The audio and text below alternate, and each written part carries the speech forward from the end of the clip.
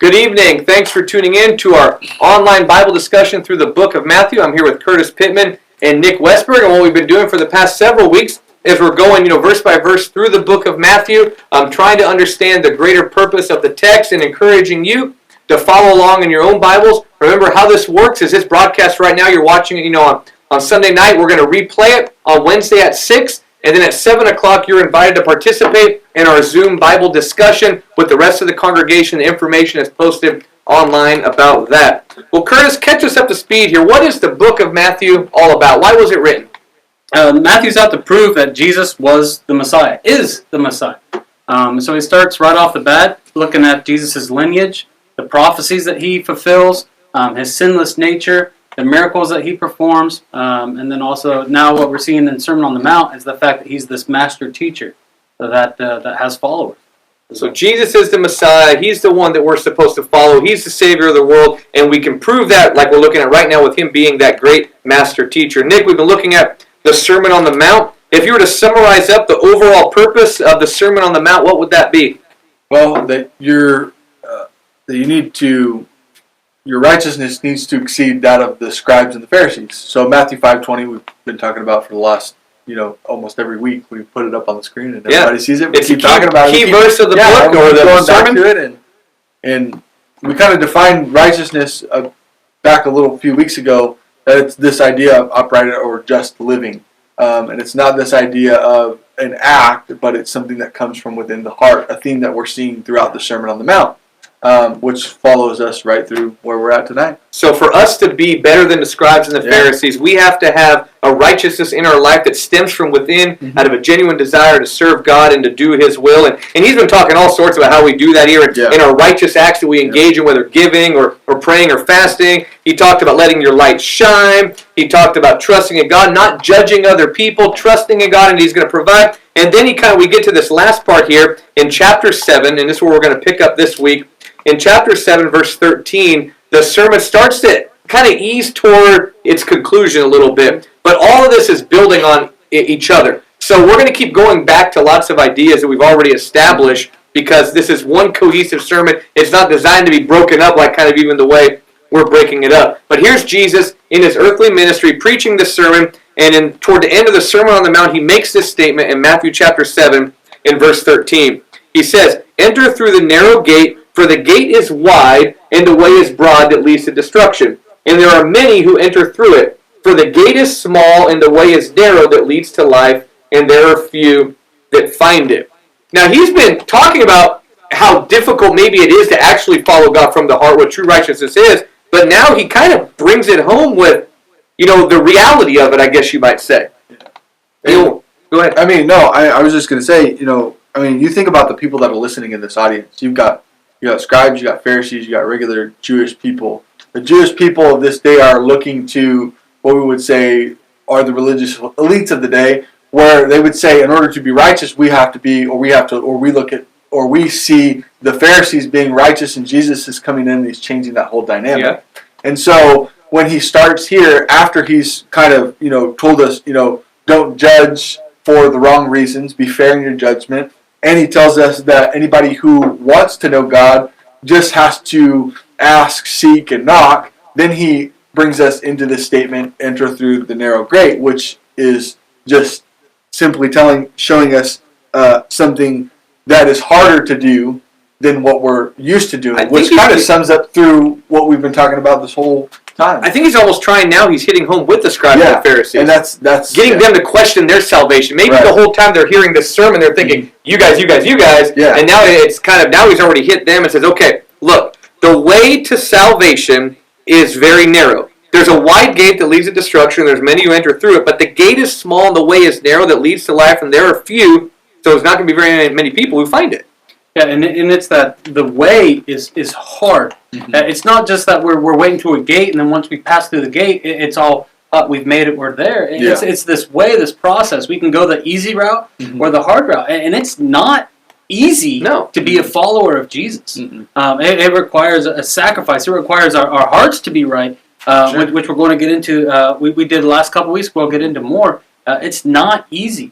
And that's what Jesus is I think that's a preparing. good point, because so often, like, okay, I just got to get through the narrow gate. No, it's a narrow way. Yeah. It's a road. It's a Hard, journey. The entire Christian life is not designed to be easy. We've been kind of talking about, if you guys tuning in too, are wrestling with the discussion a little bit about how we as Christians balance. Okay, we're maybe upset about the way the government's handling things with coronavirus, and we also know we need to submit to the government according to the Bible. And trying to weigh all that in the Bible is stressful. It's difficult. Yeah. And we could take guidance and assurance, knowing that Jesus had a zealot as an apostle, and so he was out to. I'm just. Yeah, but no, they did have some difficult conversations among the apostles too about how to live faithfully. And the narrow way is difficult to stay on. It's not easy being a Christian. And I think maybe we do a disservice to people when we say, hey, become a Christian, your life's going to get better.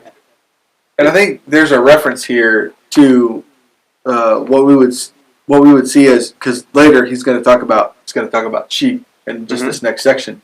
I think in this particular section he's talking about what you would see in a sheepfold. Yeah. You would have wide gates where many sheep could enter, and you would have narrow gates where only few sheep could enter. And so We want to be the sheep that go through the narrow one. That leads there's to life. also, and I've heard this on numerous occasions, I don't know if it's true, but there were gates into Jerusalem that were more narrow, where large amounts of people could not go through, where it was a more difficult task to... Because they were practicing social distancing. Yes. And it's interesting because Jesus is also calling us here. Yeah. He's saying that to go through the narrow gate, but he says there's two gates, there's two Mhm. options. And he's finishing up in verse 14 that those who find it are few. Mhm. It's our decision on which gate we're going to go through. It's our decision on which way Absolutely. we're going to walk. Yeah. Knowing that one gate and way is easy and wide, a lot go through there. The other way is narrow and hard, and not many make it that. There's an exclusiveness to this too, Yeah. not in an arrogant way, but we, like you said, we make the choice on what path we're going to go, on what gate we're going to go through, and not very many people are going to go through that narrow gate. I mean, all of us, I think, default a lot of times to a negative way of living. Our natural maybe inclination, because of life experiences and everything, is maybe to not do what is right. The easy path would be to go along with the world, to do what everybody else is doing. And Jesus says, no, you have to be intentional to go through that narrow gate. And go ahead. No, and I think, and jumping ahead a little bit, and we'll circle back, but verse 16, he starts talking about the fruits that we have, and our grapes gathered from thorn bushes and figs from thistles. If you've ever gardened, you know that the first 3 weeks, everything's great, everything's perfect, and then you go on vacation for 3 days. For us, it was always the county fair that we went to, and when you came back, it was overrun with weeds. It takes effort to keep a garden growing, keeps effort to keep it pristine to where it does produce fruit. That takes hard work, it takes effort. And when you don't have that garden, that's when the thistles and the thorn bushes come and take over, when we fall back on that easy. And few are willing to put into effort. Yeah. And I don't mean that from a works-based salvation, but we got to put an effort to be with Jesus. It requires work. I mean, you can't just, okay, I believe in Jesus, I'm going to do what I want. It doesn't work that way, because there are people that are out there to get you. Next verse he's going to talk about. Right. He says, "Be." Or you just. No, I was going to say, just it goes back to what we were talking about in verse 7. And we keep reiterating this point all throughout the Sermon on the Mount. This idea of doing. Yeah. This idea of not just listening and say, oh wow, that was a good sermon, but actually saying, what can I take and what can I walk away with here? What can I do? Those who ask, those who seek, they will find. Those that knock, it'll be open. And those that go through the right path and stay on the right path are going to be part of the kingdom. It's hard. It's difficult. Now, there's some people out there, though, that don't want you to be on that path, he's going to say. Verse 15, he says, beware of the false prophets, who come to you in sheep's clothing, but inwardly are ravenous wolves. There were false prophets probably listening to this sermon, and there's going to be false prophets that Christians are always going to face. And Jesus gives an illustration that, I mean, even Disney used in the Three Little Pigs cartoon, basically, right? Yeah. Beware of the wolf in sheep's clothing, because they are false prophets. And that's a scary thought, because they look like us. They're among us. They feel like us. We think they're harmless, but then we can get pulled away pretty easily. But I think the difference is there are times where we can be pulled away or some false teaching out of ignorance. Mm-hmm. But the difference here is what Jesus is talking about, is that I don't think there's any ignorance here. I think it's a malicious attempt. He's calling them wolves dressed in sheep's clothing, to where there's a purposeful deceit associated with it. Yeah, there seems to... Oh, go ahead. No, and the people too. We talked about this last week, but when we talk about the idea of measuring, your judgment back at the beginning of the chapter, he's talking about creating a self-awareness that allows you to say, hey, I better pull this out of myself before I pull it up. He's doing the same thing here, I think, in verse 15. You've got to create an awareness. Be aware. It's easy when you get stuck in a rut, when you're doing the same thing, when you think you're on the right path, to not be aware of what's around you. Okay, so you're maybe basically, what shepherd is leading you as sheep? You know exactly. what I mean? If you're going to follow Jesus, a true shepherd, he's going to lead you through the narrow gate to life. But a false prophet, a false shepherd, a false teacher will lead you astray. Exactly. And you kind of alluded to this too, that in Scripture it seems that most of the time that I can think of, false teachers are usually viewed as people that are exploiting people as well. They're taking advantage. Intentional. Yeah, it's intentional. It's not just somebody that didn't understand. I know people that have been teaching things their whole life, and then they learn. I've done that too. Like, oh, that was wrong. Yeah. But there's a difference between that and a false prophet. We call cult leaders false prophets. They are intentionally leading people down a road that they want people to go down. And they take their money or their wives or things like that. They're the charismatic leader that everybody follows. And so, again, a false prophet is going to be that, you think about what a prophet is, right? A prophet is somebody who's receiving, especially from their knowledge, would have received direct revelation from God, as where they would have been that charismatic. Here's the message from God to the people. And he's saying you got to be aware of the people who are drawing that, who are preaching their own message and not preaching the message of God. And how are we going to identify them? Verse 16, he tells us, you will know them by their fruits. Mm-hmm. Grapes are not gathered from thorn bushes, and figs from thistles, are they? Every good tree that bears good fruit every good tree bears good fruit, but the bad tree bears bad fruit. A good tree cannot produce bad fruit, nor can a bad tree produce good fruit. So now he says, you're going to look at people, and you're going to look at these teachers and these prophets, and you're going to be able to know if they are preaching the truth, or at least if they're coming from a true background by the fruits that they are producing. So we asked this before, now what's fruit? What is he talking about? What is the fruit that someone produces? You know, a note on that one, Curtis? Okay, so I think that the fruits that we produce are the same as the good deeds we're doing. I think it's the same as letting your light shine. I think it's the same as chapter 6, verse 1, practicing your righteousness. I think it's all of that. So it's the good works that you engage in. You can know whether or not a person is following God from their heart based upon how they live their life. There can be a person that can preach a very good message or a message that's powerful, but if they mistreat their wife or they're a jerk in real life, they're not a true prophet of God. They're not someone who's preaching God's message. You mentioned before, Dave Ramsey, right? His Entree Leadership talks about when you interview somebody, take them out to eat and see how they treat the waitress, right? Exactly. That's what you always let them sit in front of the secretary for 15, 20 minutes to see how they treat them.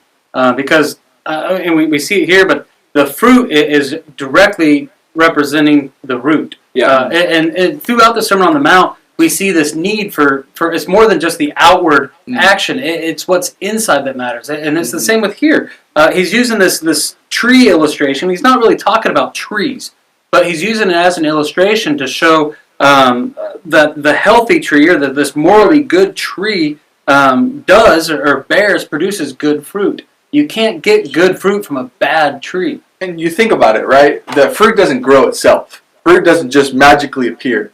It comes from somewhere, right? And so you would know the difference between, if something were to, grow itself, or something was connected to the tree, or something that was not connected to the tree, right? You would know a good fruit because it came off of a good tree. Grapes come from a grapevine. Yes, exactly. They don't come from thorn bushes. Everybody knows that. It's logic. And grapes don't grow themselves. They come from a vine. So what vine are you connected to? What message are you preaching? What are you producing? And where is your product coming from? Yeah. So is it wrong for us to tie in the fruits of the Spirit here? Love, joy, peace, patience, kindness, goodness, faithfulness, gentleness, self-control? Those are good fruits. I don't know if that's exactly what he's talking about here. I think a person that is a true prophet of God is going to produce those. I just don't think that Jesus and Paul, maybe you were talking about the exact same thing, but I don't think they're contradictory. I think he wants us, though, to examine the teachers we're listening to, but also to examine ourselves here. Yeah. Because in verse 17, every good tree bears... Okay, verse 18. A good tree cannot produce bad fruit, nor can a bad tree produce good fruit. Verse 19, every tree that does not bear good fruit is cut down and thrown into the fire. So then you will know them by their fruits. We also, in the same way that we make sure that we're on the narrow way, we make sure that we're a good tree. Because the end result of a tree that does not bear good fruit is what? Fire. Yeah, chop down, burn. John the Baptist would say later, talking about, or earlier about Jesus, you know what I mean? About winnowing fork and the threshing floor and casting things in the fire. But then verse 20, so then you will know them by their fruits. I think it's interesting here. One of my favorite Greek words. I don't know much Greek, but there's a lot of that we miss with the English language. I mentioned that a couple weeks ago. But this word bear or produce is that Greek word poieo, which is do. And we're going to see it 9 times starting in this section all the way through the end of the Sermon on the Mount. And so if you read it in verse 17, every healthy tree does good fruit, but the diseased tree does bad fruit. And so if we want to understand what kind of tree we are, what our heart is, all we have to do is look at the fruit that we're producing in our life.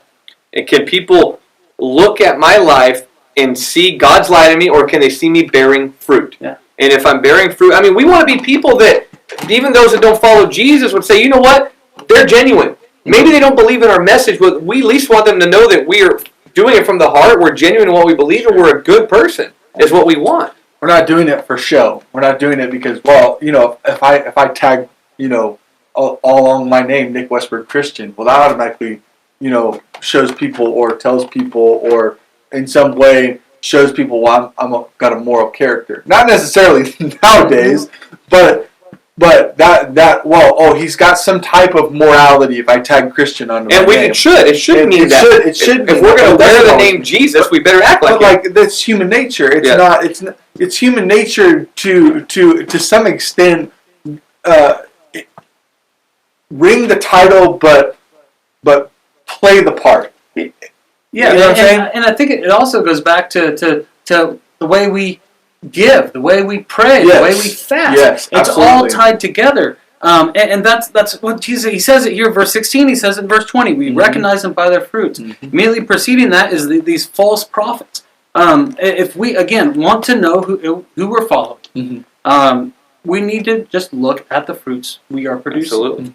Absolutely. So those of you that are tuning in too, maybe be keeping track of this a little bit, so in our Zoom meeting, you can have some input on how we stay on the narrow way, how we can identify a false prophet, and maybe what good fruits we should be producing in our lives, because we want to be known by our fruits, and if we're not producing good fruit, bad stuff happens. And we also want to be fruit inspectors. Yeah. We want to see the fruits that others are creating, to be able to determine if they are sheep or if they are really wolves. So, we looked at chapter 7, verse 1 about not judging. We talk about how many people say, don't judge me, but there isn't necessarily, it's wrong to form a conclusion. It's not. He's just saying make a fair standard of judgment. Right. So if we're going to identify fruits in our life, we should be capable of identifying fruits in someone else's. Yeah, and I heard a quote the other day that I thought was just, I don't know who said it, but it was it's okay. Personally, I think it's okay, if someone has a repeated, action, you can kind of tell what their character is, but we should never judge a person by their worst mistakes.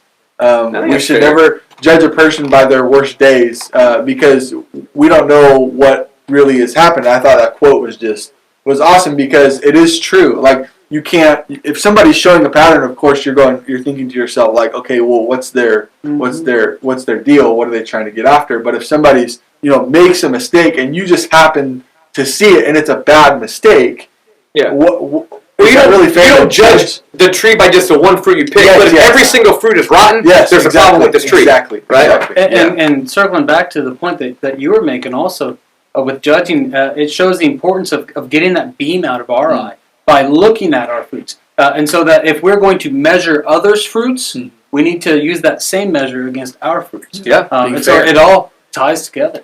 I know with my children, sometimes and I'm careful about doing it, but if I see a bad behavior maybe going on in the world, or I see someone maybe treating someone wrong, I might use that as an illustration and say, that's not a way that we should act.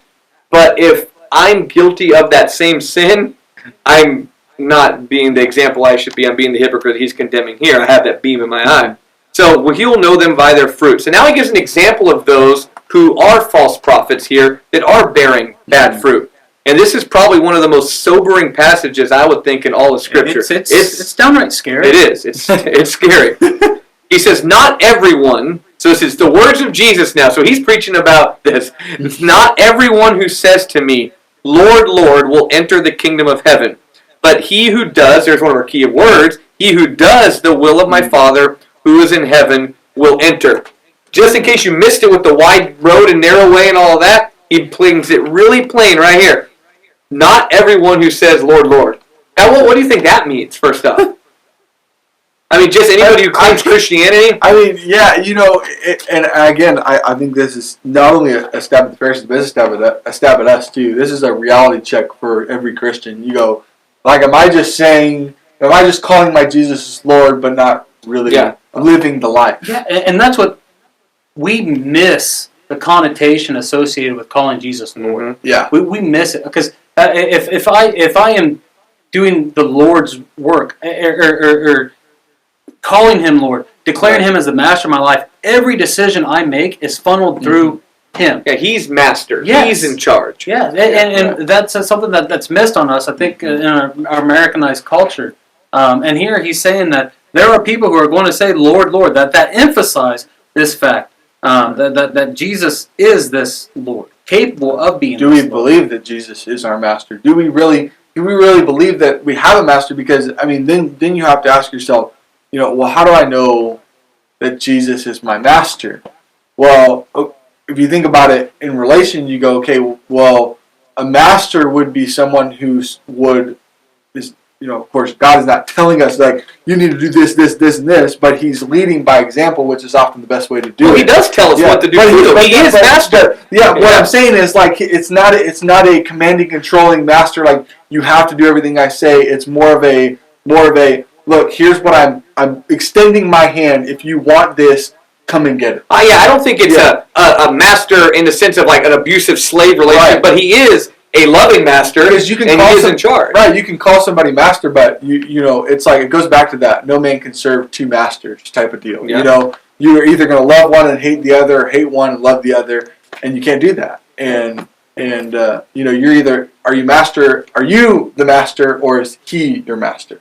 I think it's also neat here how Jesus refers to himself as Lord. He's going to say that people are going to call me Lord. Yeah, in the middle of the sermon where he hasn't really revealed his messiahship and all that. I mean, he hasn't really said too much about that, but he says, a lot of people are going to call me that. That's a big point. Yeah. Well, and I miss that sometimes. And it ties down to verse 29, where the crowds see that he was one that was teaching with authority. Yeah. He is doing this to show that his authority is seen by us. Well, he hasn't pulled the me card yet. Yeah. He's been talking about the Father and all of that, but now he says, you're going to say the me. Yeah. So there's going to be a day where I'm up there and you're going to be saying, Master Jesus, and he's going to say, you're not entering heaven because you didn't do what I said.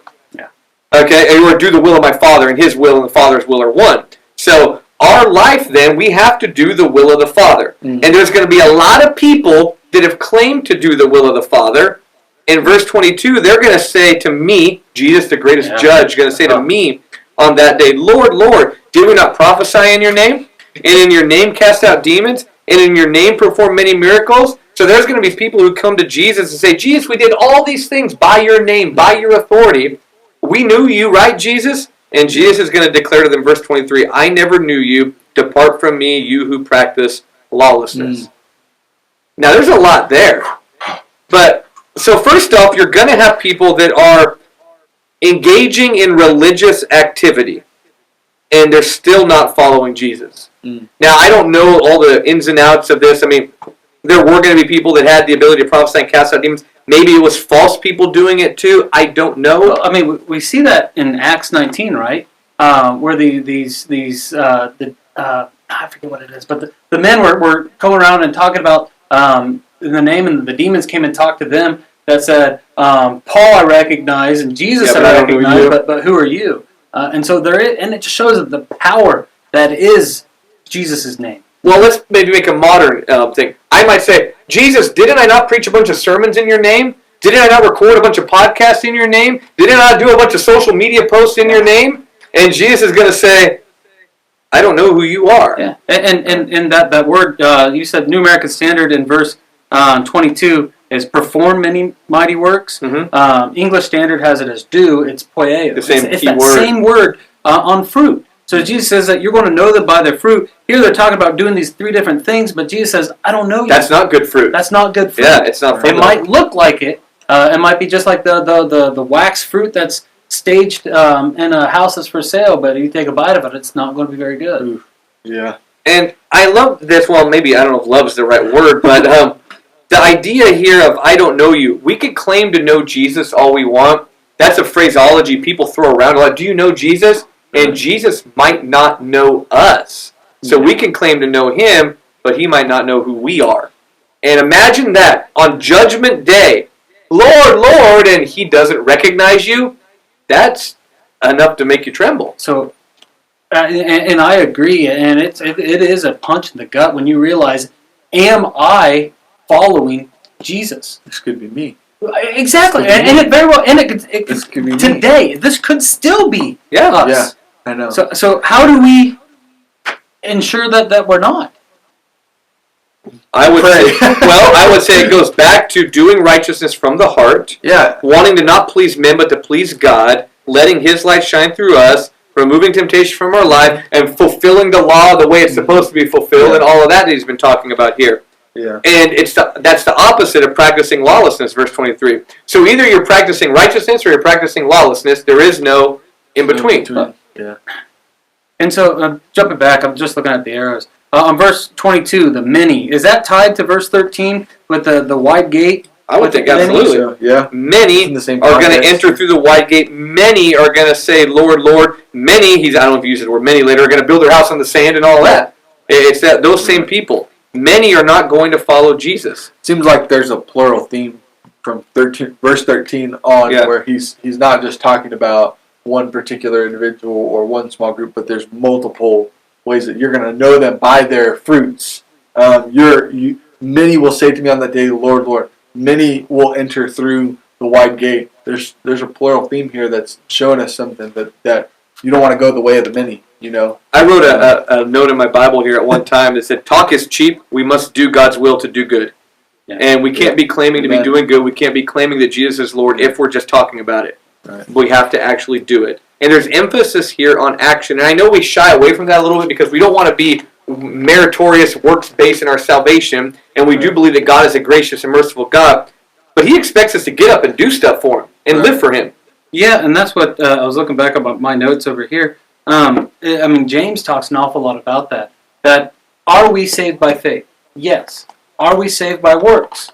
Yes. Different subjects, right? Because there's nothing we can do to earn our salvation. But our faith is seen through our works. Yeah. Our faith is seen through the fruit that we do. If we are not producing a working faith, a fruiting faith, we don't have a faith. Right. Well, we've mentioned this before, Nick, about our congregational purpose statement. Yeah. Loving our Lord, our community, each other. We can say that all we want, but if we don't have, I don't want to say results necessarily, but we don't have tangible things we can point to and say, here's how we're doing these things, then we can't claim it. And so if we are not producing fruits, we are going to hear, depart from me. I never knew you. And just to spin off your faith idea, that the idea of faith is this idea of trust. Like when you trust someone, when you really trust somebody, you don't have a doubt in your mind that they're going to do, whether it's you've asked them to do something or they know something about you or they have a sensitivity to your way of life. You trust your wife. I trust my wife. I trust my wife to do things for me that I wouldn't trust a lot of other people to do. I know who she is. I trust her. When you know God, when you know who he is, you trust him. And when you trust him, you do his will. And when you trust him, those works are done, and they're not done from the external. They come from the within. Heart. But they have an outward appearance. Oh, absolutely. So then he makes his conclusion in verse 24. Therefore, and I've always told the congregation, when you see the word therefore, think about what it said before. So he's mentioned about bearing fruit, about not saying Lord, Lord, and not doing what God says. Therefore, everyone who hears these words of mine and acts on them, there's our doing it again idea, right? Yeah. There we go. Everyone who hears these words and does them. And just stop right there for a second. How many times do we hear God's word and we just like, oh, that's a great thought. We'll quote it, we'll post it, but we don't do it. He requires doing it. Or we'll just talk about it. Yeah. And so then we're relying on our talking, and where Stephen Covey, I told Cliff I was reading the 7 Habits of Highly Effective People. He uses the comment that you can't talk yourself out of a behavioral issue. If our behavior isn't right, just talking about something isn't going to solve it. We have to do it. We have to hear His words and do them. Yeah. Yeah. So instead of just bouncing around the idea of faithfulness and the philosophy of faithfulness and the theology of faithfulness and what it could mean and how we could present it, we should just get out there and do what Jesus says. Do it. Yeah, do it. Get it done. Right? So anyone who hears, or therefore everyone who hears these words of mine and acts on them may be compared to a wise man who built his house upon the rock. And the rain fell, and the floods came, and the winds blew and slammed against the house, and yet it did not fall, for it had been founded on the rock. Now that's an illustration they would understand. We would understand today. You've got to have a strong foundation, and if you do what Jesus says, your foundation is strong and will not fall. Okay, and I think sometimes maybe we overthink that a little bit. Jesus is a rock and all that, but I think really it's basically if you do what Jesus says, you're smart, wise. Wise people build a house that's not going to fall. And you made the point earlier. It's not easy to carve out your foundation from stone. But it's also here. It says that the winds blew and they beat on that house. There's going to be attempts to knock us off. There's going to be false prophets. There's going to be lots of things. So a smart person hears Jesus' words, does Jesus' words, and when you do Jesus' words, you're like a wise man who builds a strong house. It takes work to build. It's hard to build on the foundation of the rock and all that. But when the rains come, when life is hard, it will stand firm. On the other hand, everyone who hears these words of mine and does not act or does not do, does not bear fruit on them will be like a foolish man who built his house on the sand. And the rain fell, and the floods came, and the winds blew and slammed against that house, and it fell, and great was its fall. I want to just jump back on this. When we go back to verse 21, I just had this thought, because in the crowd of people, like we've discussed before, you've got Jews, you've got Pharisees, you've got scribes, you've got all different types of people from all walks of life. But specifically the Jewish people who are following God, know God, understand who God is, probably make several treks a year to go to the temple to worship God, and they, to a large extent, trust God because they've come up. What I think Jesus is doing here is he establishes this, throws this little in you. Who many will say to me on that day, me, right? Lord, Lord. Not everyone who says to me, Lord, Lord, right? Then look what he says here. Therefore, everyone who hears these words of mine and acts on them will be compared to a wise man. If you trust me, you're going to do what I say. If you don't, you won't. Yeah, and wise people trust in Jesus. And if you trust in Jesus, you'll build your life on a good foundation. If you don't, you're going to not do what I say. Foolish people don't do. I mean, really, how much smart people do what God says, dumb people don't. I mean, it might sound real simple, but it is. There is no in between here. Yeah. It's designed to be that simple. Yeah. My children understand that a sandcastle will get washed away, but a rock will stay there. And, that's common sense. And you're either wise or you're foolish. You're either smart or you're dumb, is what he's saying. Yeah. And if you build your life by not doing what Jesus says, you're like a dumb person whose house is going to fall. And I love how Jesus concludes the sermon. The last line of the largest sermon we have of Jesus is, and great was the fall.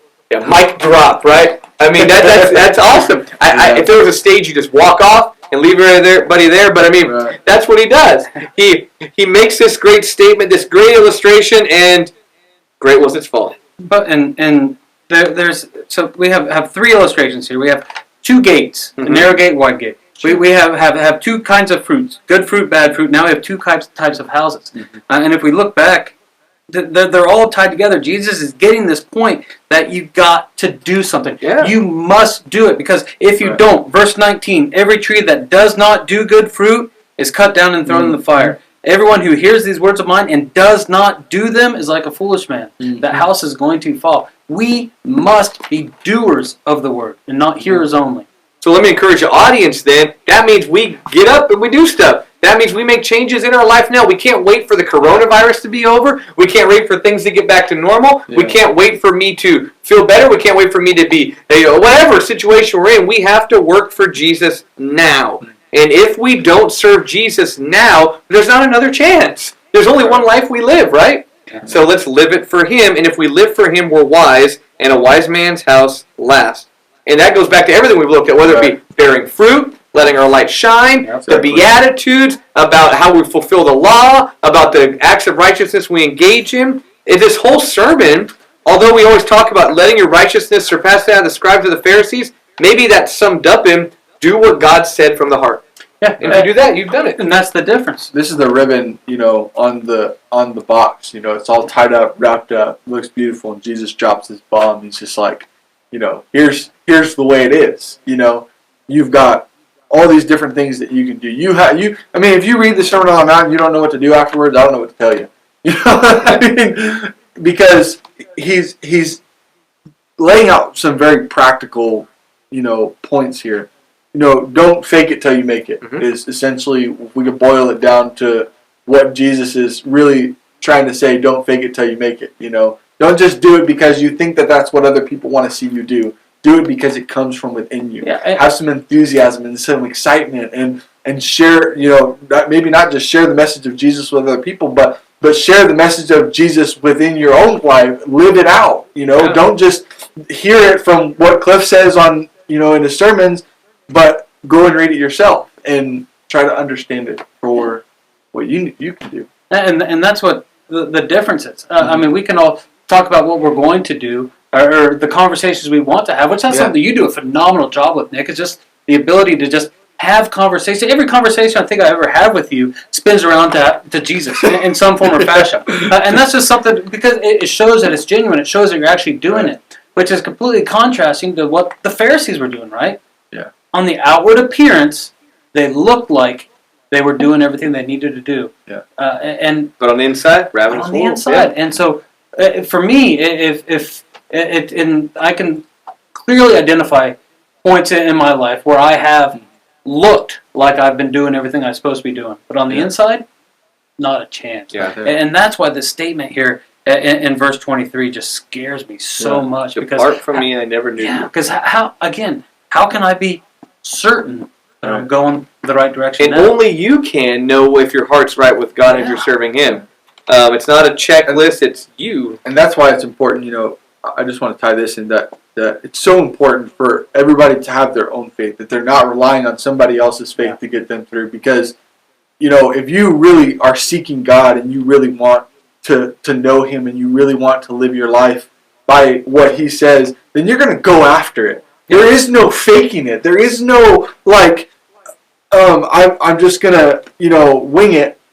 You're in or you're out. You're all in or you're all out. And that's, what you'll notice with, a lot of people, they're all in or they're all out. You're all in for Jesus or you're all out for Jesus. There is no in between. Actually, I wrote that a long time in my Bible. There's no in between with God. You're either on the right path or you're not. You're either foolish or you're dumb. And if you love Jesus, here's what I'm saying. You love God, you love Jesus. A lot of this stuff isn't a problem to begin with. The people who were in the first century, who were new Christians, who heard about the kingdom and they loved God, there was no stopping them. You don't stop people who love God, right? And if you love God, who can get in your way? And they not change even your death lives can separate you from the love of God. And so powerful stuff. And if we remain faithful, if we stay strong, like I talked about in my sermon this morning about being strong, that kind of idea there, absolutely. Well, then in verse 28, he brings us, the sermon ends, and then we have this statement from Matthew about the response of the crowd. And Matthew emphasizes crowd response many times, not as much as maybe Mark does, but he wants us to notice what people saw. When Jesus had finished these words, the crowds were amazed at his teaching. Why were they amazed? For he was teaching them as one having authority and not as their scribes. He taught with power. He was on a whole nother level, and they saw it. And segueing into next week, that's chapter 8 and chapter 9. Yeah. It's showing the authority that Jesus has. Right. It's not just with the words he says, it's with the actions that So he does them. Yes. He doesn't just Right. words. He engages in that behavior too. And that's attribute of a good leader too. Is a good leader doesn't just say what he wants other people to do. He actually does what he says he's going to Yeah. do. Leaders out front. And that's the challenge. A leader's out doing what he wants other people to follow and do. And so that's what Jesus does. If we, as leaders, need to encourage others to do fruit, Right. what do we need to be doing? Better be doing it. Stepping out Yeah, and be doing doing it. fruit. Yeah. Get after it and do fruit. And I tell you, man, this coronavirus thing is changing everything. Even the way that we interact with people. The social distancing thing it's getting old for people real quick. And I've had more conversations about Jesus and God in the last 5 days than I have in almost my entire time I've been here. Just because people are almost, hey, how's it going? And all of a sudden, And they need Jesus now. Yeah, absolutely. And I think maybe not from the religious side, but just people are more friendly and they want it. They want miss to relationships. use that opportunity that you Crave. have to talk to your neighbor to share His kingdom with you and with them. And I mean, everybody needs Jesus. Yeah. So. So he's teaching not as a scribe, but as one having authority. Yeah. The scribes were watching this. Mhm. The Pharisees saw this. But the crowds that weren't part of that group looked at the scribes and looked at Jesus and goes, he's different. Yeah. Well, and that's what is so cool too, because when people see us genuinely loving Jesus and genuinely try to follow Jesus, you can tell a difference. Yeah. On the people who are living their life, who have that agathos tree, that morally good tree. Right. Those are the ones that there is something different about that person, Right. as opposed to the one who's just going through the motions. People see it. People see it. And there's a quality in the demeanor about someone who really follows Jesus opposed to someone And who they doesn't. draw you in, too. Yes. Have you ever been around somebody that's like really evangelistic and you're like, I want to be like that guy? Or someone that has no problem serving Yeah. other people. It draws you to them and then Right. draws you to God. And that's the Yeah. way Jesus is here. It He builds some teaches with excitement. authority. He shows it. And the crowds, I love it. They were amazed. We talked about a mic drop, and I imagine their jaws were just open, right? They were amazed at his teaching. Well, I'm amazed at his teaching, too. I hope that those tuned in were amazed at the Sermon on the Mount, because it is truly amazing. What we're going to do is we'll pick up in chapter 8 next week, and we're going to have our Zoom meeting on Wednesday night. We will replay this broadcast so you can catch back up. But read through the Sermon on the Mount. I think it takes like 20 minutes if you read it like out loud, because I think from a preaching standpoint, but it's not that long to read and engage in a discussion on Wednesday night and keep studying. Jesus is the Messiah, and he truly is amazing. Thanks for tuning in. Have a good evening.